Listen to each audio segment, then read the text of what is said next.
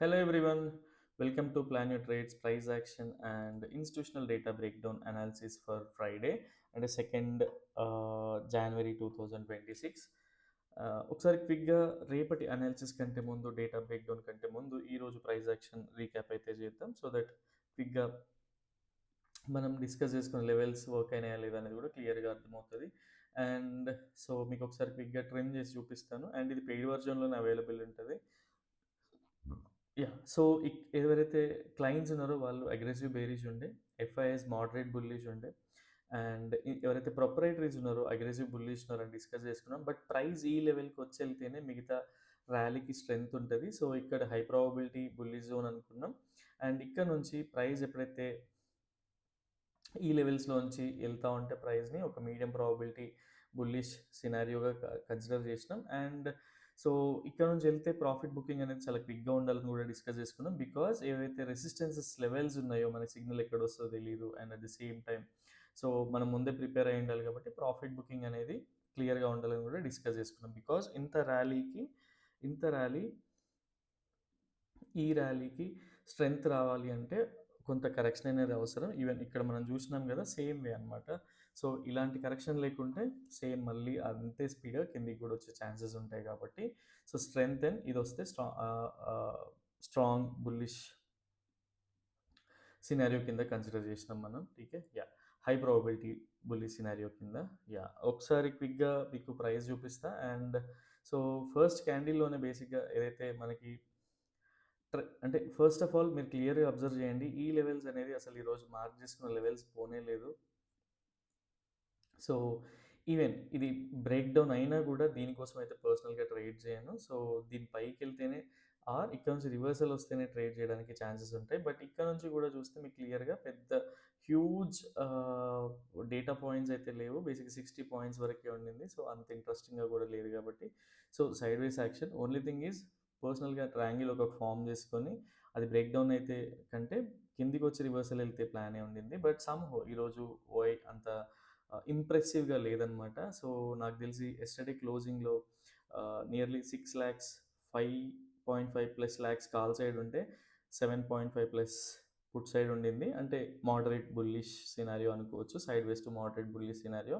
And దానికి add on అయ్యి ఇంకొక 2, 3 క్రోర్స్ అలా పుట్ సైడ్ యాడ్ అయ్యి ఉంటే మనకి మనం ఎక్స్‌పెక్ట్ చేసిన లెవెల్ అనేది వస్తది. అదే అండ్ మీరు ఈవెన్ సెన్సిబుల్ చూసినా కూడా మీకు క్లియర్‌గా అర్థమవుతది. మార్నింగ్ ఓఐ చేంజ్ అనేది అంత డ్రాస్టిక్‌గా అయితే జరగలేదు. సో, సేమ్ వే అదే ఎక్స్‌పెక్ట్ చేస్తా ఉండే ప్రైస్ ఈ లెవెల్‌కి వచ్చి ఎళ్తదా ఆర్ దీన్ని బ్రేక్‌ఔట్ చేస్తదా అని చెప్పి. But it didn't happen. మనకి ఎంత అగ్రెసివ్ ఉన్నా కూడా పార్టిసిపేషన్ లేనప్పుడు సో, అది జరగదు.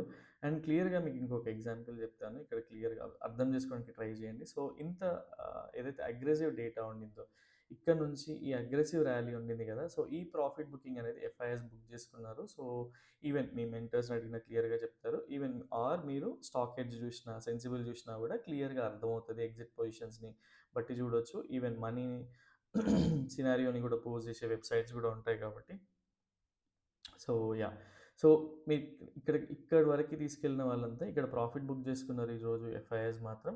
And at the same time ఇది ఇండెక్స్ ఫ్యూచర్‌లో కూడా సర్టెన్ అమౌంట్ అయితే వచ్చింది. Yeah! And next thing is ఒకసారి క్లియర్‌గా చూపిస్తా. సో, ఇది ప్రైస్ యాక్షన్ ఉండింది. బట్ ఇది బ్రేక్ డౌన్ అవ్వలేదు అండ్ ఈ హై కూడా ఎళ్ళలేదు కాబట్టి నో ట్రేడింగ్ జోన్. సో, ఈరోజు ఈవెన్ సిగ్నల్స్‌ని అబ్జర్వ్ చేసినా కూడా సో, ఫస్ట్ ఆఫ్ ఆల్ మనది బుల్లిష్ వ్యూ. బుల్లిష్ వ్యూ అనేది మనం బాటమ్ నుంచి తీసుకోవాలి ఆర్ పైకెళ్తుంటే బుల్లిష్ సినారియో అనేది రావాలి. బట్ షార్ట్ వచ్చింది కాబట్టి సో, సిగ్నల్ స్ట్రెంత్ అయితే ఉండదు. మనం అవాయిడ్ చేస్తాం కంప్లీట్‌గా డిసిప్లిన్‌తో ఉన్నాం కాబట్టి. అండ్ స్ట్రాంగ్ లాంగ్ సిగ్నల్ కూడా ఎప్పుడొచ్చింది? సో, 2:45కి వచ్చింది. జనరల్‌గా 2:30 తర్వాత ట్రేడే చేయము. 3:00 తర్వాత సిగ్నల్స్ గూడా రావు గాబట్టి, స్ట్రెంత్ అనేది ఉండదు. ఈవెన్ 2:30 తర్వాత స్పాట్‌లో మూవ్ అయినా గూడా మోస్ట్ ఆఫ్ ద టైమ్స్ మనకి ఆప్షన్ చార్ట్‌లో ప్రీమియమ్స్ అయితే పెరగడం, తగ్గడం కొంత న్యూట్రలే ఉంటది. సో, తీసుకోవాల్సిన అవసరం లేదు. సో, అండ్ ఇది 12:00కే టెలిగ్రామ్‌లో గూడా అప్డేట్ జేసినా బికాజ్ బేసిక్‌గా ట్రేడ్ అనేది ఎప్పుడు యాక్టివ్ ఉంటది. ఎక్కడ గూడా టిప్స్ ఇవ్వట్లేదు. Only thing is information share చేస్తున్నా. అండ్ ఇది క్లియర్‌గా అర్థం జేసుకోవచ్చు. No chasing. ఎప్పుడైతే ఈ హై ప్రాబబిలిటీ జోన్‌కొస్తేనే ట్రేడ్ యాక్టివ్ ఉంటది. ఆర్ ఈ డేటా ప్రీవియస్ డేస్ హై గాని ఆర్ ఈరోజు డే హై గాని గూడా క్లోజ్ అయినా గూడా ఒక ఛాన్స్ అనేది ఉంటది. బట్ పోస్ట్ లంచ్ అయినా ఆహ్, నాకు తెలిసి ఈరోజు అందరు రిలాక్స్ మోడ్‌లో ఉండుంటారు. సో, అట్‌లీస్ట్ ఈ డేటా బ్రేకౌట్ అయినా గూడా చేయొచ్చేమో పాసిబిలిటీ ఏరియా వరకని చెక్ చేస్తుండే. But it didn't happen. So, ఇది కూడా షేర్ చేయలేదు ఇంకెక్కడ గూడా. అండ్ ఇక్కడ క్లియర్‌గా ఒక ఫ్లాగ్ అండ్ పోల్ ఫార్మేషన్ అయితే ఉంది. అది దీన్ని ఎలా ట్రీట్ చేయొచ్చు ఏంటి అనేది రేపటి ప్రైస్ యాక్షన్ బట్టి ఒకసారి క్లియర్‌గా ఎక్స్‌ప్లెయిన్ చేయడానికి ట్రై చేస్తా. అండ్ ఇది ఈరోజు జరిగిన ప్రైస్ యాక్షన్. అంత గొప్పగా ఏం లేదు. ఓఐ కూడా అంత షిఫ్ట్స్ కూడా అవ్వలేదు. అండ్ ఆహ్, పుట్ కాల్ రేషియో కూడా ఓవర్‌గా బిల్డప్ అయిన సిట్యుయేషన్స్ కూడా లేవు. మీరు సెన్సిబుల్ చూసినా కూడా అర్థమవుతా ఉంటది. అండ్ ఈ సేమ్ డిస్కషన్ ఈరోజు ఇండికేటర్ యూజర్స్‌ది క్యూఎన్ఏలో డిస్కస్ చేస్తుండే. And yeah! సో, రేపటి డేటా ఒకసారి క్లియర్‌గా చూద్దాం. అండ్ నేను చెప్పా కదా! సో, వీళ్ళు బేసికల్‌గా ప్రాఫిట్ బుక్ చేసుకున్నారు. వీళ్ళ పొజిషన్స్‌ని వీళ్ళు తీసుకున్నారనమాట. సో, అందుకనే ఓఐ అనేది ఆల్మోస్ట్ ఈక్వల్‌గానే ఉండింది కాబట్టి సైడ్‌వేస్ స్ట్రక్చర్ ఉండింది. సో, నేను అట్‌లీస్ట్ సెన్సిబుల్ మీకు ఓపెన్ చేసి చూపించడానికి ట్రై చేస్తా. సో, ఒకసారి క్లియర్‌గా చూద్దాం. Let me yeah! సో, ఇక్కడ క్లియర్‌గా మీరు అబ్జర్వ్ చేయొచ్చు. సో, ఈవెన్ ఈరోజుది లెట్ మీ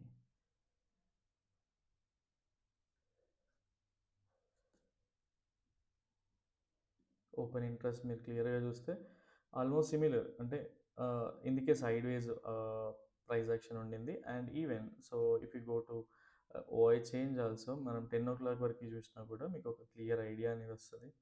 సో, ఇక్కడ చూడండి క్లియర్‌గా కాల్ సైడ్ పెరిగింది తప్పితే పుట్ సైడ్ రేంజ్ పెరగలేదనమాట. సో, అందుకనే ప్రైస్ అనేది మనకి ఎక్కువగా రియాక్ట్ అవ్వలేదు. అండ్ పార్టిసిపేషన్ కూడా చాలా లో ఉండింది ఈరోజు. ఈవెన్ కంపారిటివ్‌లీ ఇంతకుముందు లాస్ట్ 2, 3 డేస్ కంటే కూడా ఈరోజు. సో, ఇది మెయిన్ రీజన్ మనకి ఎక్కువగా ప్రైస్‌లో మూవ్‌మెంట్ ఉండకపోవడానికి. సో, మీకు అర్థమైందనుకుంటున్నా ఇది. అండ్ నెక్స్ట్ థింగ్ ఈజ్ రేపటి ఒకసారి ప్రైస్ యాక్షన్‌ని చూద్దాం. యాహ్!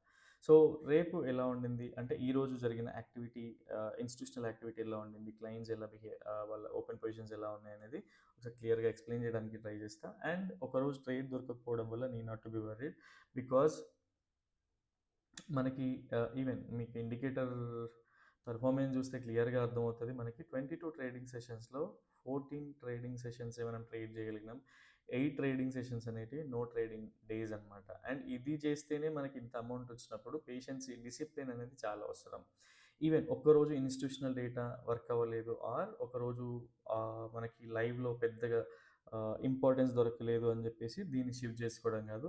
కంటిన్యూయస్‌గా 7 డేస్ స్టాప్ లాస్ ఇచ్చినా కూడా నేను దీనిపైనే వర్క్ చేయడానికి ఇష్టపడతా. బికాజ్ ఇదెప్పుడు గూడా అంత అబద్ధం ఆడదు. బికాజ్ మనం ట్రాక్ చేసేదే వాళ్ళ ఓపెన్ పొజిషన్స్. అవి రెగ్యులర్‌గా అబద్ధం ఆడే ఛాన్స్ ఉండదు వాళ్ళది. అంటే మనకి బ్లఫ్ చేసే వాళ్ళెవరు అంటే most of the times FIs అనమాట.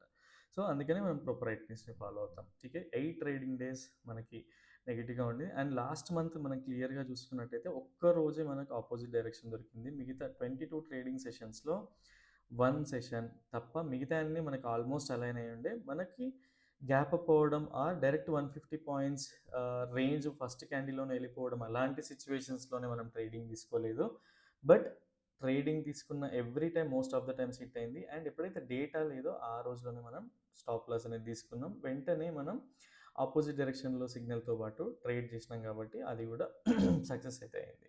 సో, ఒక్కరోజు ట్రేడింగ్ చేయకపోయినంత మాత్రాన పెద్దగా ఏం జరగదు. Only thing is discipline matters అనమాట. దాన్ని అడాప్ట్ చేసుకోవడం చాలా అవసరం.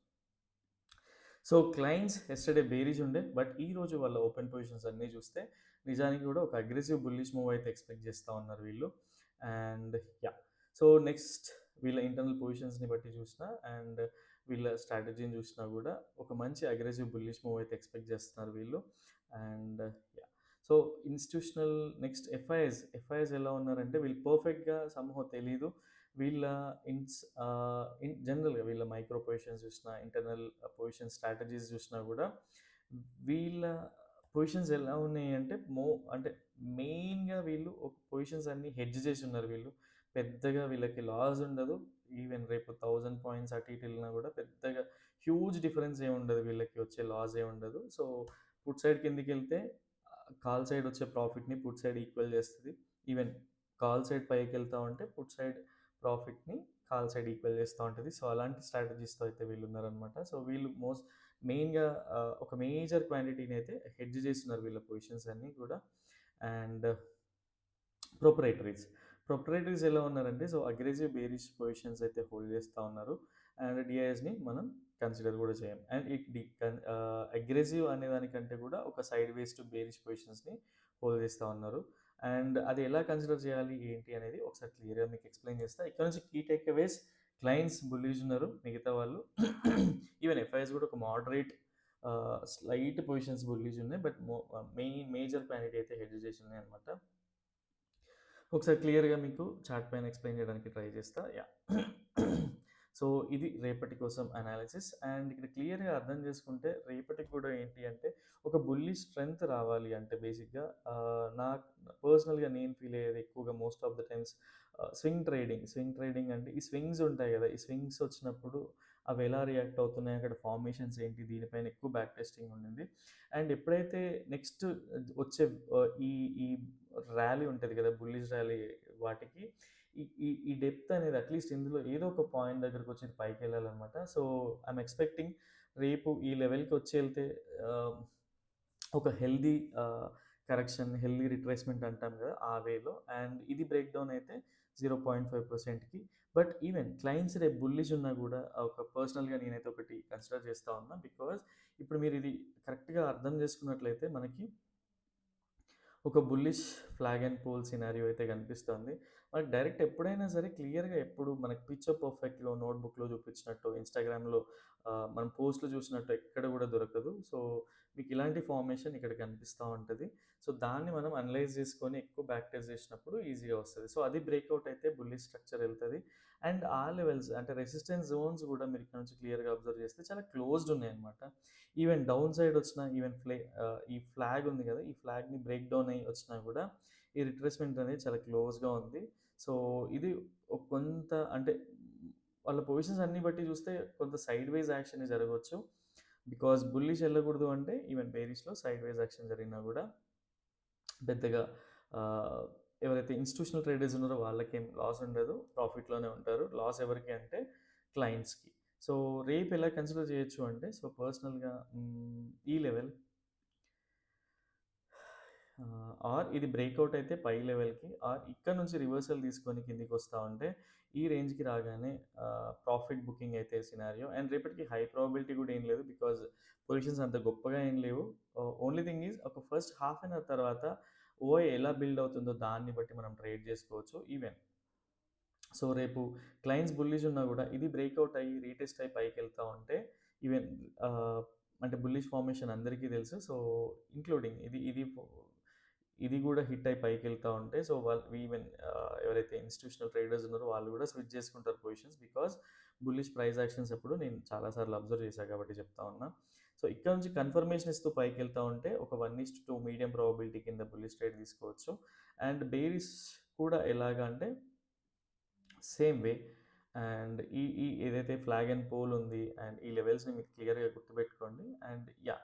ఇక్కడ నుంచి బేరిష్ బ్రేక్ డౌన్ అయ్యి రీటెస్ట్ అయ్యి కిందకి వస్తా ఉంటే ఇక 1:1, 1:2 కింద ఈ బేరిష్ ట్రేడ్ కూడా మీడియం ప్రాబబిలిటీ అనమాట.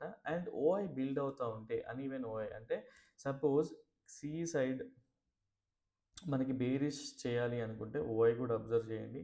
సి సైడ్ ఎలా ఉండాలి అంటే అట్‌లీస్ట్ సి సైడ్ ఒక ఎగ్జాంపుల్ నంబర్స్ చెప్తున్నా. ఇక్కడ కాంక్రీట్ ఏది కాదు. సిఆర్ 12 క్రోర్ ఉండి పుట్ సైడ్ ఇలా ఉండింది అంటే ఆహ్, పి సైడ్ సపోజ్